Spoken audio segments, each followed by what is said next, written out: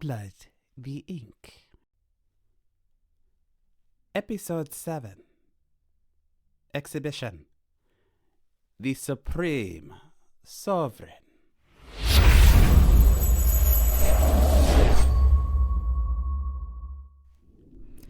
If you're just tuning in to our coverage of the 7th Quincentenary exhibition, I'm sorry to say that things are looking grim on the battlefield. From the very beginning of the fight, Oceanus seemed to display new skills and abilities that took the Sovereigns by surprise. That's right, Geneva. But the Sovereigns rallied quickly.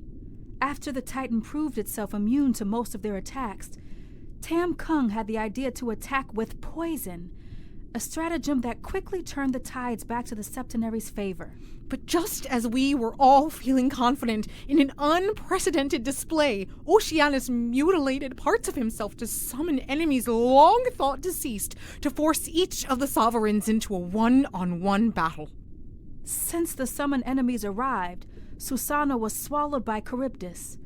Tam Kung, Selassie, and Namaka are all in critical condition, and Olokun looks as though he's seconds away from being consumed by the Hydra.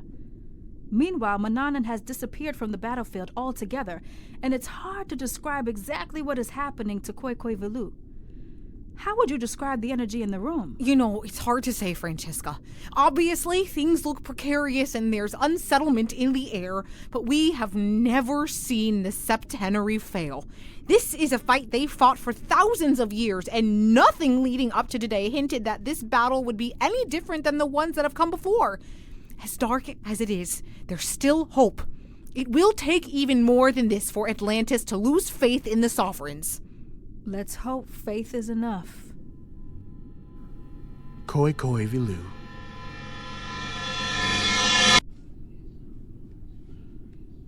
Khoikhoi Velu feels no pain. Tiamat wasn't trying to harm him. In fact, just moments before, she had been trying to speak. But he had not conversed in the tongue of dragons for millennia.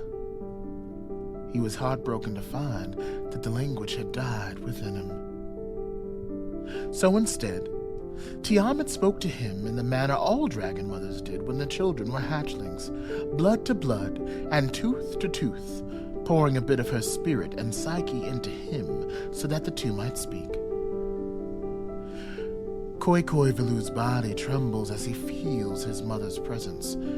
Everything about this moment is almost too much for him to handle. He does his best to withstand the barrage of emotions coursing through him, but it's too much, the implications too large, the feelings too complex. He squeezes his eyes shut, willing himself to find clarity, hoping that some sense of balance can be restored within him. But when he opens his eyes, the sea has disappeared, and he sees the world as it was all those ages ago. The sky is pristine, shimmering in a shade of blue that no longer exists. The floating islands that make up Olokun, his home, are as vibrant and lush as ever. The sun dances on his scales, a sensation now foreign to him after eons in the sea. His senses are assaulted with phantoms. His nostrils flare as they fill with the scent of long-dead flora and the cleanest air the earth had ever seen. He hears the songs of birds long extinct. He can feel the dense energy of magic in the air, and the beginnings of speech start to tickle his tongue. He's not there yet. He still can't quite remember. But the doors in his heart, behind which he had tucked away painful memories and secret hopes and understandings that could only be shared by those who looked and thought like him, start to swing wide open and flood his body until suddenly there's a fullness to him. The aspects of himself that had been taken from him piece by piece, slowly restored, forcing him to realize that the version of him that had shared in the ruling of the sea was not him at all, but merely an imitation. an effigy to all that he had been. He feels the tingling of words upon his tongue once more, but this time, his throat is too constricted to let them pass. A sensation that only grows worse as the sky above him darkens and he looks up to see a host of dragons. His mother's beaming face in the center of them, calling out to him with shouts. His ear slowly starts to recognize the words, the inner muscles finally relaxing as if they had been straining to hear these exact sounds for the last 3,000 years. Welcome home, the dragons roar. And finally, he understands and remembers. Koi Valu smiles.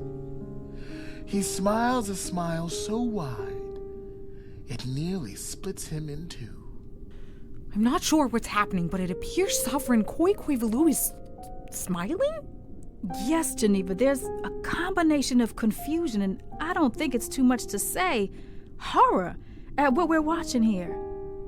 Tiamat has been tearing into the Sovereign.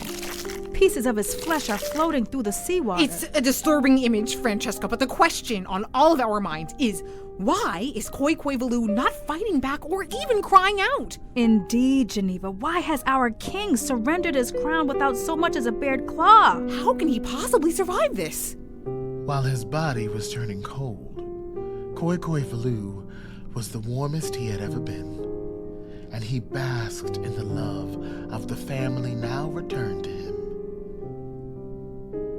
Tiamat was ruthless, but she was not cruel. She loved her son, and while she knew she didn't have the strength to fight off the demands of what the summoning required her to do, she could make sure that it was painless. Though her child was not long for this world, she would ensure that he knew love on the way out.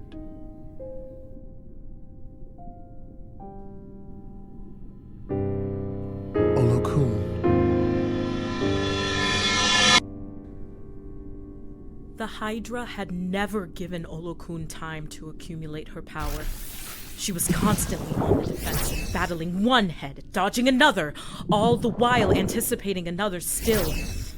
As he fights, he can hear gasps from the audience as more and more of the septenary fall to their enemies. But he can't look. The danger of the Hydra denying him the privilege of knowing what was happening all around him. So she continues the dance with her serpentine partner, weaving and dodging and blasting just enough to delay an attack. But after a few minutes of this, when she realizes that delaying and dodging is all she can do, she's forced to come to terms with an uncomfortable truth. She is at her limit. This is the extent to which she can take on her enemy.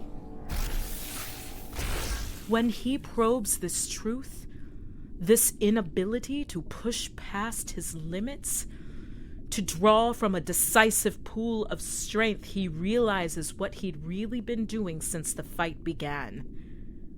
Waiting. Somewhere deep inside of her, she figured that she would distract and delay the beast and wait for another sovereign to deal the fatal blow. But they did not arrive, and most assuredly would not be arriving should the reactions of the audience be believed. Olokun was alone. And as that reality sets in, blossoming against the distant echo of a far-off song, so too do the teeth that sink into her shoulder. And finally, he understands. He has never been the greatest warrior or the most powerful healer. He hadn't the most wisdom or the greatest magical prowess. He didn't inspire fear and awe, and he wasn't even the most fluent in the language of what it meant to be a ruler. She was not their strength. They were hers, and they were gone, leaving her to be what she always had been without them. Weak. Mannanan. Neris didn't know how much time had passed. She had heard that pain sharpened the mind, but what she had been through for the past hour, day, was so constant and all-encompassing that her mind was in a haze. At one point, after the needles but before the electric eels, she had felt her mind start to slip away and had almost wept with relief. But true to his word, Mannanan was a master of his craft and immediately pulled her consciousness right back into its shell. Her entire body hurt. Small flames ran up the sides of her arms. Her throat felt raw from all the screams, and her muscles were crying out, having been forced to stay in the same position through it all. Neris. Yes. You've done really well so far. I think we're ready to go through some questions again, don't you? Yes. Good. In the past, this is when I would incentivize my players. For every truthful answer, I would heal them of their wounds bit by bit. But do you know what I found? No. They would just start lying again. As soon as they started to feel better, they'd just lie. It made me realize that our memories are short. Once we overcome something, we forget just how burdensome it was, so I don't do that anymore. The pain remains, but so does the honesty. Now, are you ready for your first question? Yes. First, I'm going to skip past all of the who are you nonsense. I'm not sure how or why you ended up here with me, but even though you've yet to admit it, I've decided that you are Neris, and that you know you are. So, the most pressing question for me is, why do you want our throne? Atlantis is thriving. We grow stronger as each year passes, and do so without infringing on the freedoms of our citizens.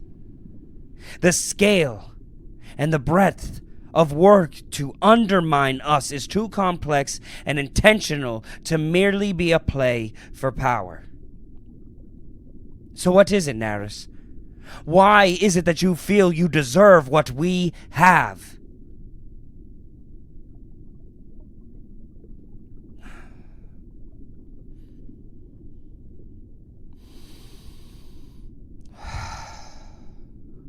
I thought we were getting somewhere. It's fine. Sometimes it just takes a few rounds before it all starts to stick. I'm surprised. Neris's head is bowed, and her wand straight hair, now curly and matted from the blood and sweat that had been accumulating during her interrogation, obscures her face. Her voice barely escapes the cocoon of her tresses, but when it reaches Mannanan's ear, its earlier frailty is gone. The edges of his mouth turn up into a smile. The games worked. Truth was finding its way into their shared prison. What is it that surprises you? Out of touch you are. I can't tell you how exciting it is to finally speak face to face with the enemy that's been antagonizing me for years. How exactly am I out of touch? Because you think this is about me. You are so blinded by your own mythos that you've turned me into a villain with a singular, selfish, nefarious purpose. But the truth is, I am not the spark. I am not the head. I am merely the instrument. I'm not the one that fights against you. I am the blood on that banner. In the anthem, they sing. How poetic. Except you seem very much like a person to me. I've never seen a song in chains. You mean these?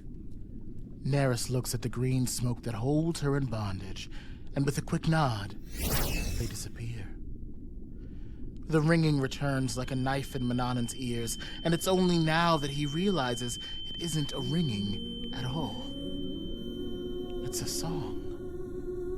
A faint, wordless melody that seems to be coming from the walls of the prison itself. And when he returns his gaze towards Neris, now free, her wounds healed and her vibrancy restored, he starts to realize that something is very, very wrong. I was curious. I spent the last few years feeding Oceanus' egg little bits of my power, and I kept imagining how you all could possibly survive. And while I've been around just as long as you, and have my own history with a few of you, there was a part of me that asked, do they truly deserve what's coming to them? The public shame and defeat. The death. I seem to be getting soft in my old age.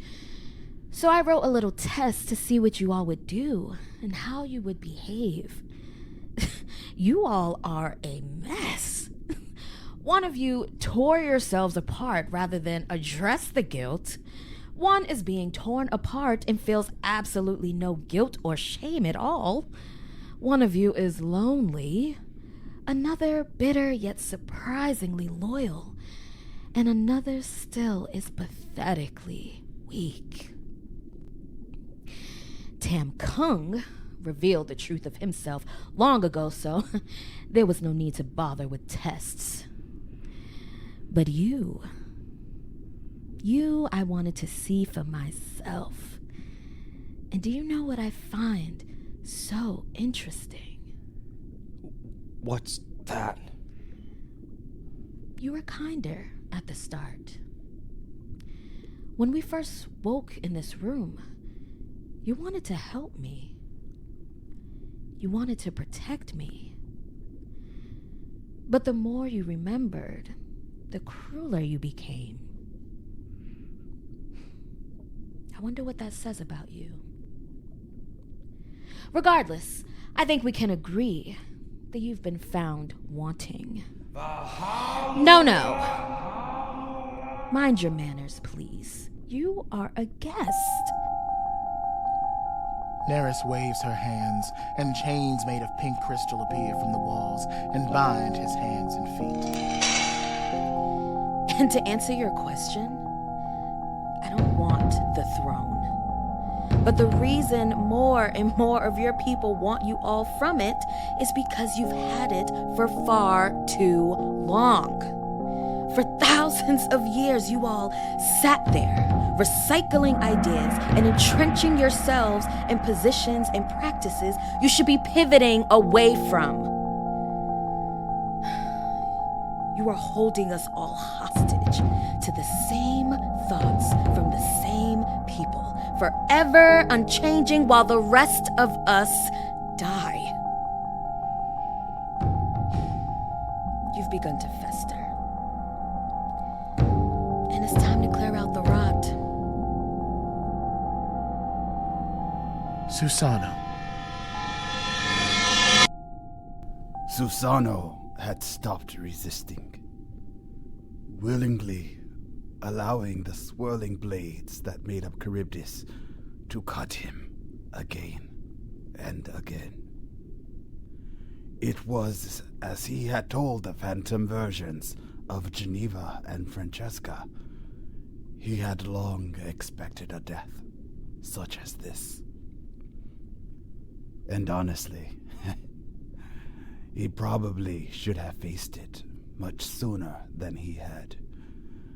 He sighs as darkness seeps in from the corner of his vision. Until suddenly, he hears a scream. A horrible, blood-curdling scream coming from the sovereign he'd come to love as kin. And that's when he remembers. His life is no longer his to throw away. He is a sovereign. He is Susanoo, the warrior of the court, the Deep's protector. His blade must be sharp, and it must cut through all threats. Yes, the void has teeth, but so too does he. So, with a great shout he stands, tall in the void's core. He lifts his sharp blade, ignoring the cuts and blood, ignoring the pain, and he brings it down. He slices through the dark and cuts through the teeth. He cuts the swirling, writhing, spinning, hateful mouth. Teeth, it seems, cannot break swords. Another shocking moment on the battlefield as a severely wounded Susanoo has somehow returned from within Charybdis. Oceanus is smug. He swirls his club before lifting it with a roar, celebrating a victory thousands of years in the making. Yet, the sovereign's return has shifted something in the atmosphere.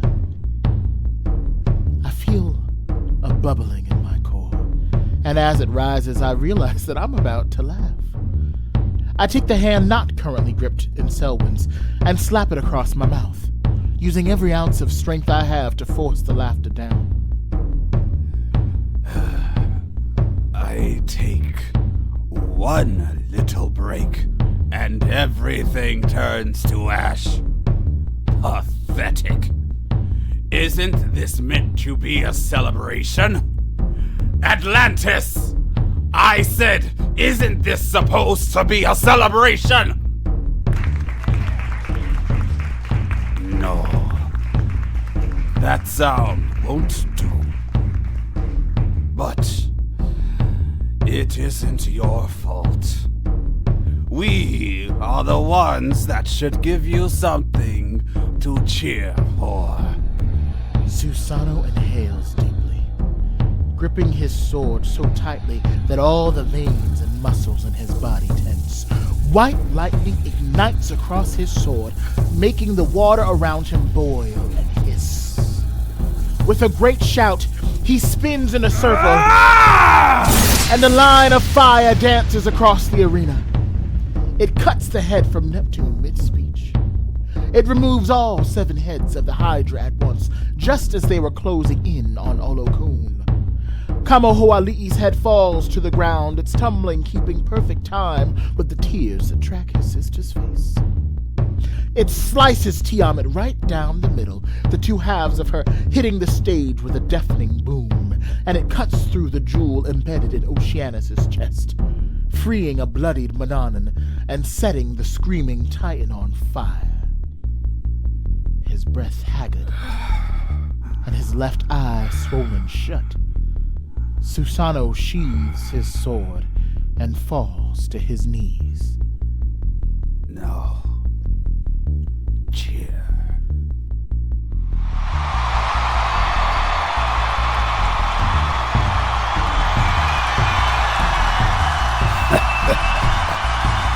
Much better.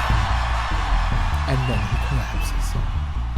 A bruised and haggard Mannanan whispers a spell, causing tendrils of green fog to wrap around each sovereign and gently pull them together into a corner of the arena. Where did you run off to? A trap set by our friend Neris. Seems she did a number on you. She did a number on us all.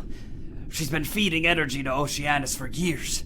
That's why he was stronger than usual, and where he got the power to summon these enemies.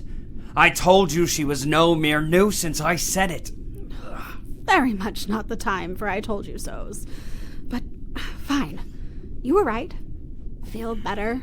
I can't believe she took us all down like this. You're awfully quiet, Olokun.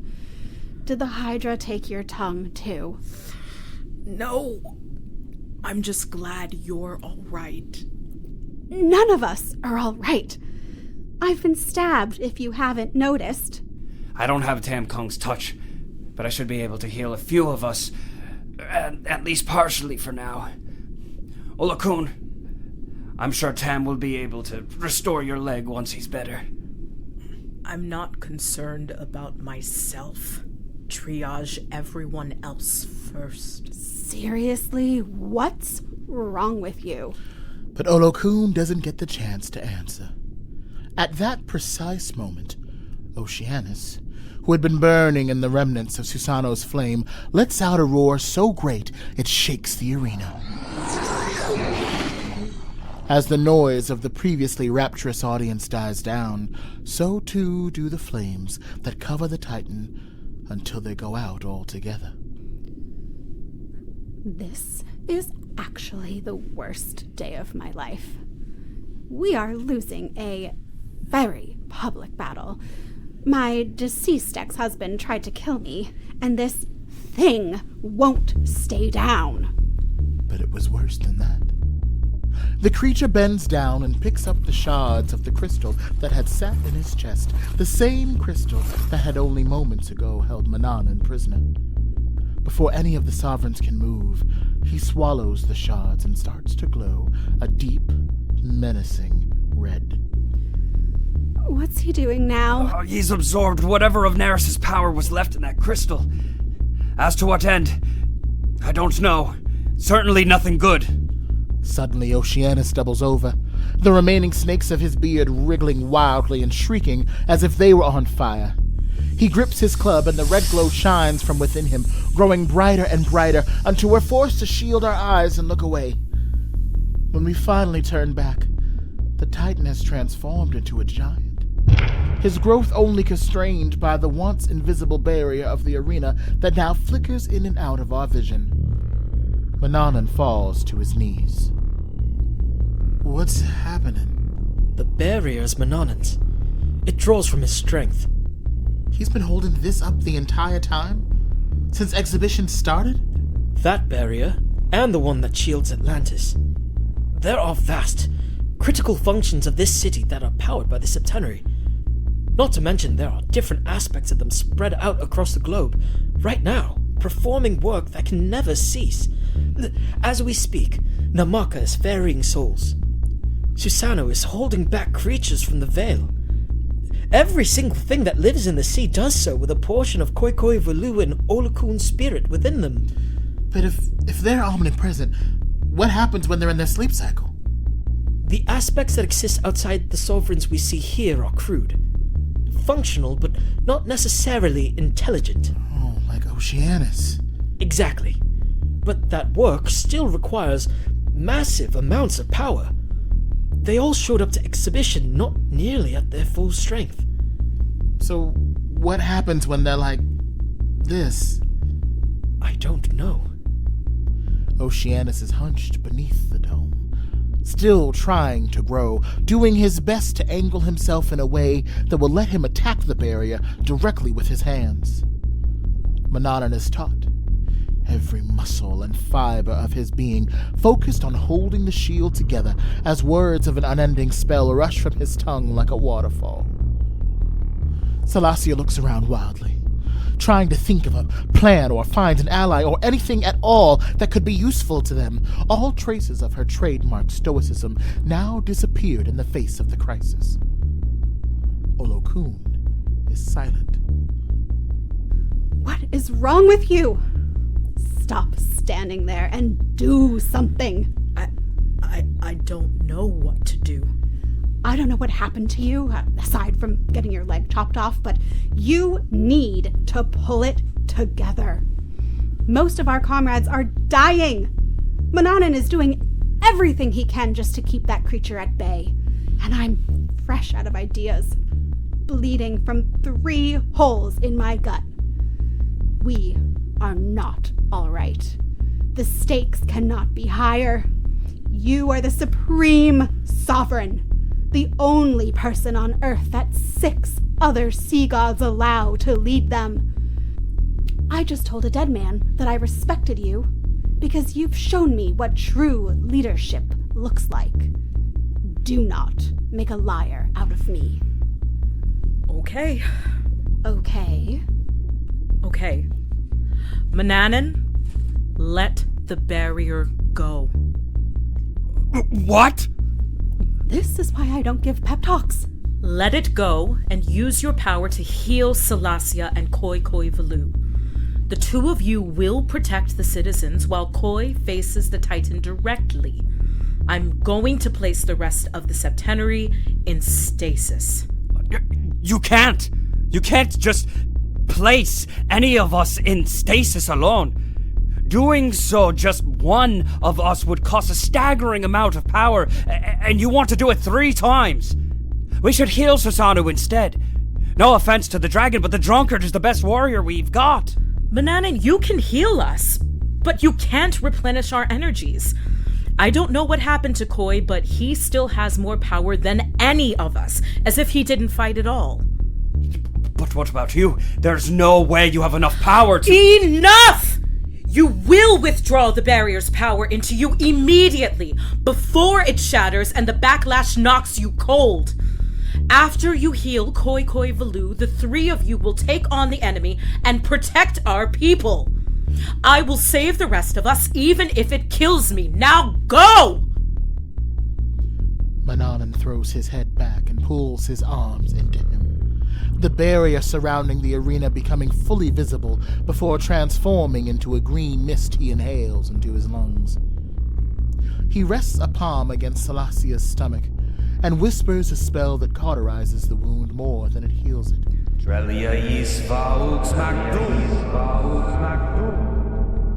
I'm sorry.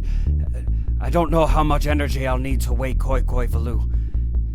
If I can afford it more afterward, I'll heal it fully. This will suffice. I've got a score to settle, and the pain will serve as fuel.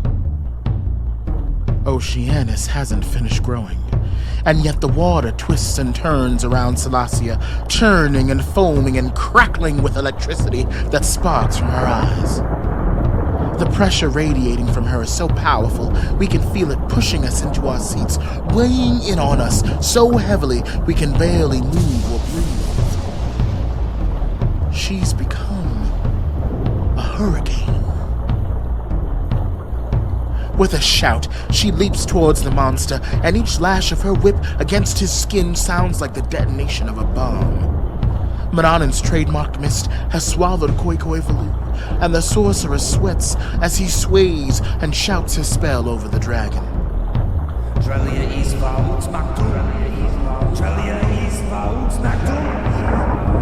Suddenly, the mist freezes and shatters, knocking him back as Koi Valu rises and thrashes about the stage. His eyes are wild as his head darts around in confusion. He roars, and suddenly, I feel a pain in my head. I see images I don't understand, floating islands and other dragons. I feel a sense of uncertainty, and then understanding. Then pain. And heartbreaking sadness as grief washes over me. Then I feel rage. The pain in my head subsides when Koi Valu roars again, and when I look over at Selwyn, I realize that we all shared in the experience of being in the Sovereign's mind. With horrific understanding, we realized the cruel trick that had been played on him. He'd been reunited with his kin only in his imagination, nearly dying at the hands of the mother that had been revived for the sole purpose of killing him. Koi Valu would have his vengeance. By the time Oceanus finished growing, he was almost 100 feet tall. Salasya had drawn herself up to what seemed her fullest height and only came up to his waist. However, Villu grew and grew and grew until he matched the Titan in newfound grandeur. Salassia had left dozens of cuts all over the Titan, and it appeared that the waves of electrical currents she had forced into his body left him just a bit slower and duller than he had been before. She may not have finished the fight, but she had damaged Oceanus and proven that he was no longer indestructible. This was his final form, the gigantism, his final gambit. If they defeated him now, the fight would finally be over. Emboldened by the prospect of Oceanus' defeat, Mannanan, Salassia, and Villu begin their assault. Mannanan shouts, and chains of green smoke bind the creature's tentacles. Arcs of lightning race down Salassia's whip as she wraps it around his neck and pulls him down to the ground and onto his back. Once he's fallen, more chains appear on his arm and claw before Villu arrives and blasts an unending torrent of purple fire into his face. Salassia cackles with delight as the Titan drowns in flames, and with a snap, the chains around his limb turn into spikes that punch through his body and into the stage. If he roars in pain, we can't hear it. Over the rush of fire so intense, the water all around us starts to heat. Suddenly, Oceanus splays his fingers, and his spiked club, having also grown to match him in size, lifts into the air and starts to spin.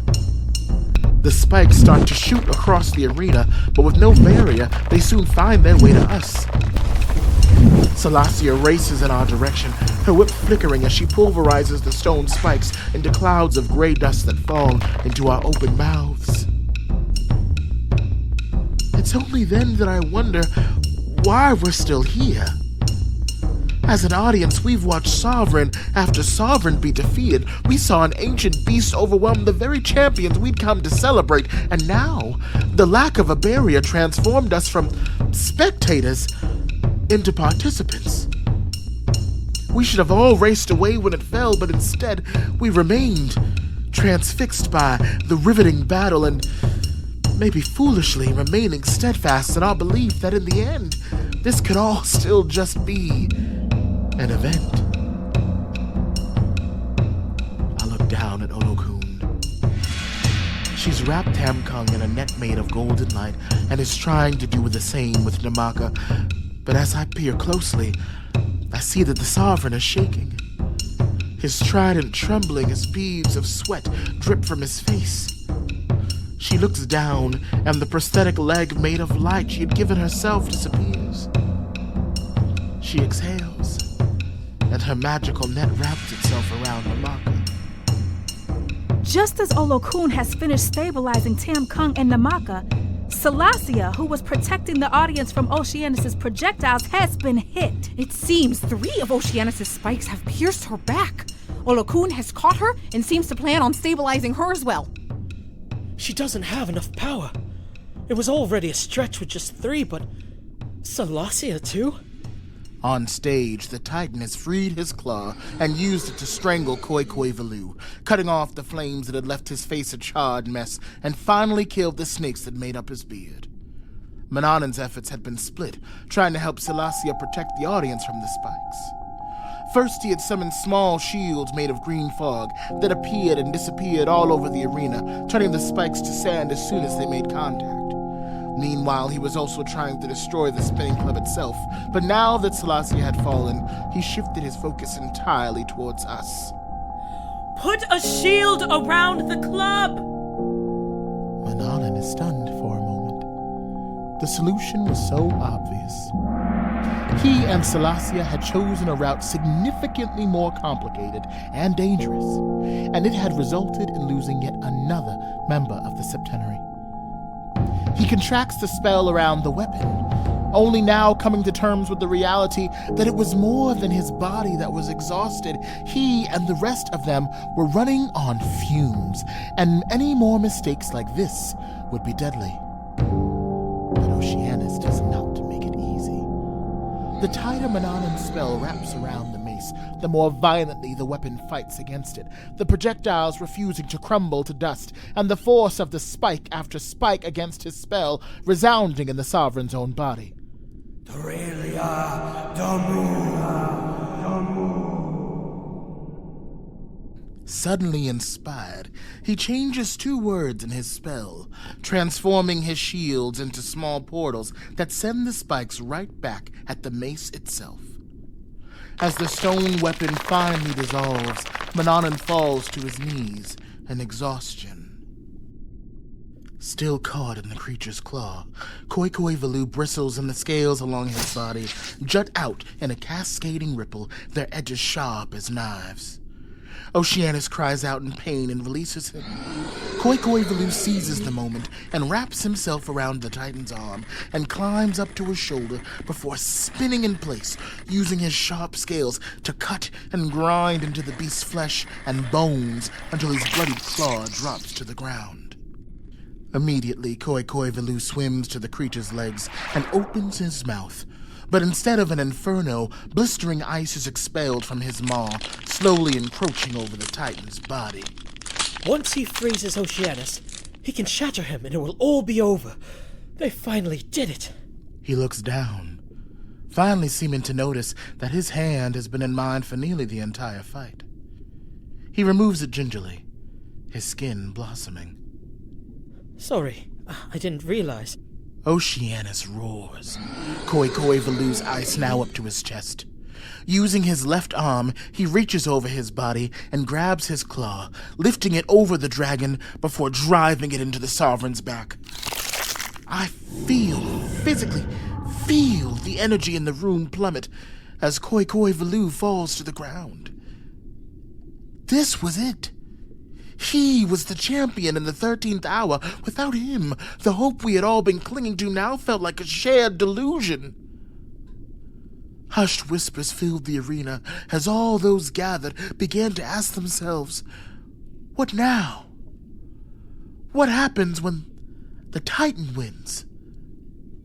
What would become of Atlantis? What would become of them? Mannanan limps over to Khoikhoi Velu, trying his best to heal the wound, but his exhaustion is obvious. Meanwhile, Olokun has fallen to his knees, pale and unmoving, only half a golden net covering Selassia's body. She looks depleted and barren, like a campfire that had fizzled out, in desperate need of a spark. And that's when I realize what I have to do. You know how I promised I would do my best to be less reckless here on out? Yes? If there's a next time, I'll start then. What do you mean? Wait, where are you going? Dante, stop! What are you doing? And so we dare. And so we do. I head back for the arena. Olokun looks depleted, but that's all right. I think back to my death, doing my best to recreate every moment and every feeling that I felt before I was filled with the light that transformed me. Because if I can figure it out, if I can just grasp that light again this time, I can send it out. I can push it out from behind my skin and send it back home to the god from which it came. At first, I feel nothing. That's not completely true. I feel something. Anxiety, desperation, excitement, giddiness, guilt, maybe even a little fear, but I don't feel the light just yet. What was I doing in the moments before I died? How had the light found me? I think back to the fighting and swimming and searching, and then finally, release. The light had found me once I let everything else go, once it had room to fill me up. So I decided to let it all go once more. This new life, this new body, this new chance, I'll let it all go. I'll give it all up so I can hold that light once more. I noticed the audience start to quiet as they watched me swim. Denizens that had started to escape now pausing to turn and watch me, but I let them go too. There's no one else here, I remind myself. No denizens, no reporters, no monsters, not even Selwyn. There's just me in this moment and the light. The light. My ring starts to shine, and I immediately point it straight at Olokun, visualizing it forming a straight line between the Sovereign and I, imagining it filling up the deity like it had once done me.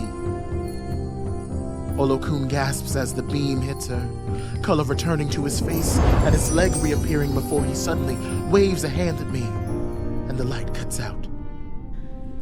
It's a bit dangerous for you to be here, little one. I thought you could use some help.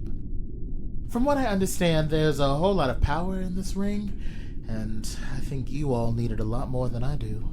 If I take any more, we don't know what will happen to you.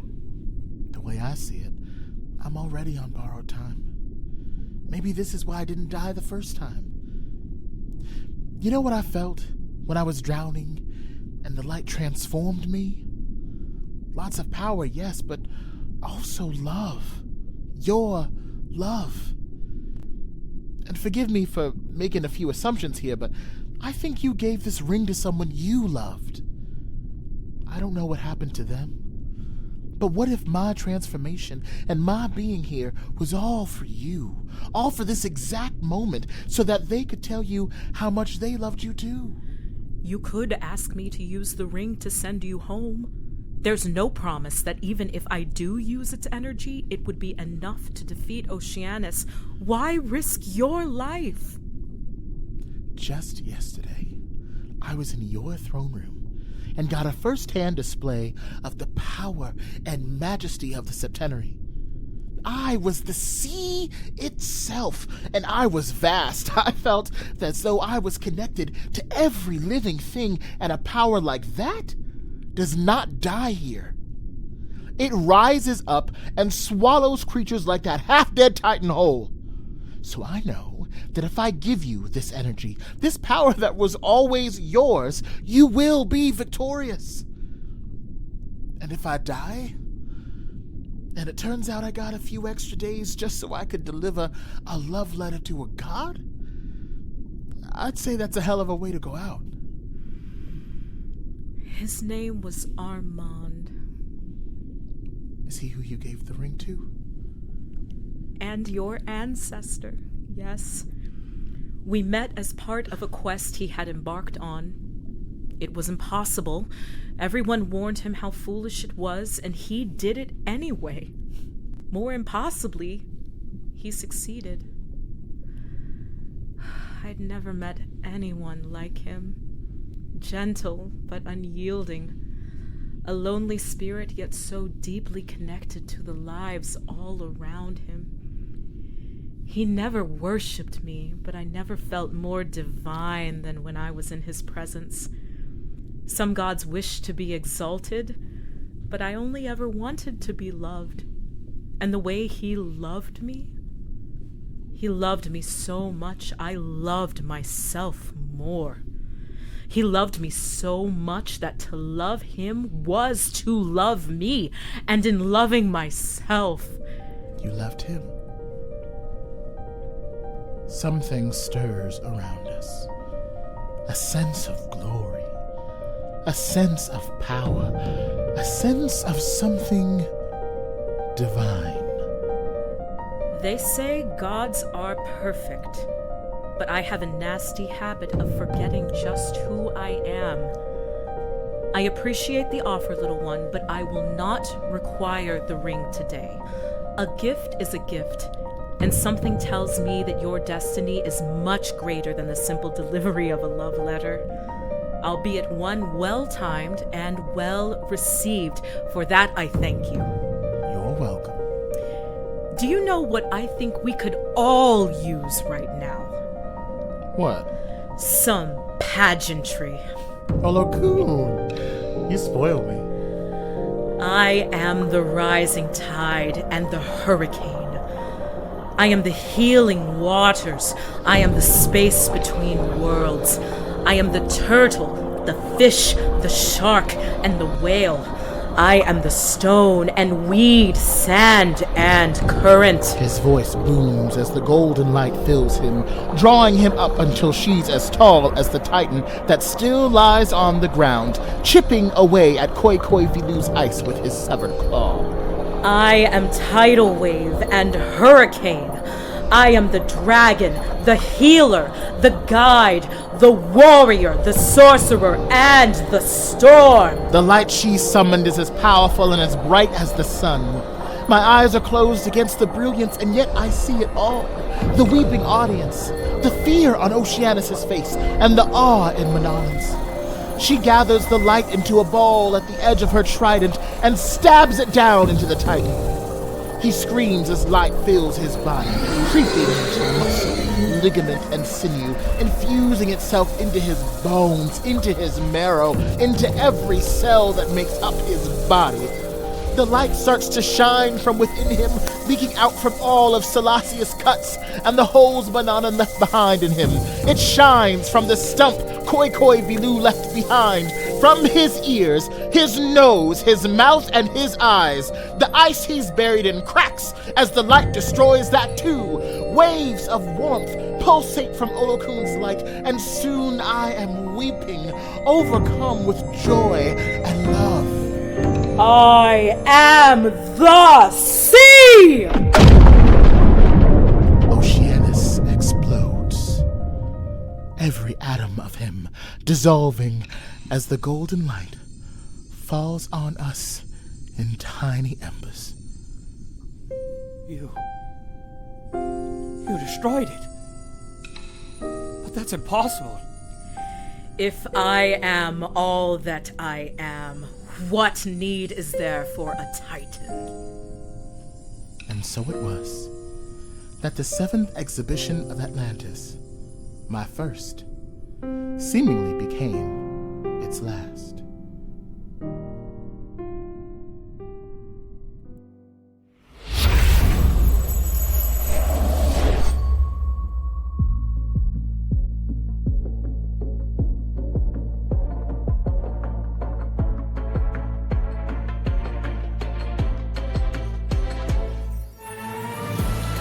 My Blood the Ink is a production of Akeem's Alchemy.